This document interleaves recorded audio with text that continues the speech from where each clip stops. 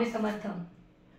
श्रावण महिन्यामध्ये तुम्हाला एक उपाय करायचा आहे, जो केल्याने तुम्ही जी वस्तू महादेवाला अर्पण करणार आहे ती वस्तू तुम्ही ज्या पटीत अर्पण करणार आहे त्याच्या लाख पटीने तुम्हाला पुण्य मिळणार आहे।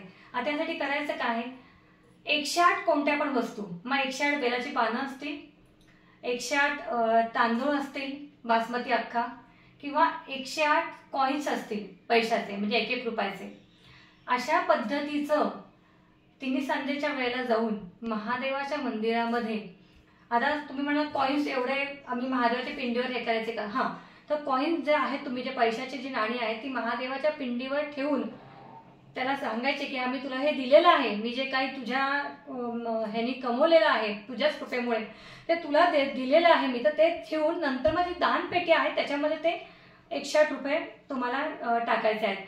आता बेलाची पानं 108 तिथेच ठेवायची आहेत, तांदूळ सुद्धा तिथेच अर्पण तुम्ही करायचं आहे 108, पण हे सलग 1 महिनाभर तुम्हाला करायचं आहे। लक्षात घ्या, जितकं तुम्ही जे कोणत्या वस्तूचं तुम्ही दान करणार आहात, पैशाचं दान करणार आहात, ज्या कोणत्या गोष्टीचं दान करणार आहात त्याच्या लाख पटीने तुम्हाला परत मिळणार आहे।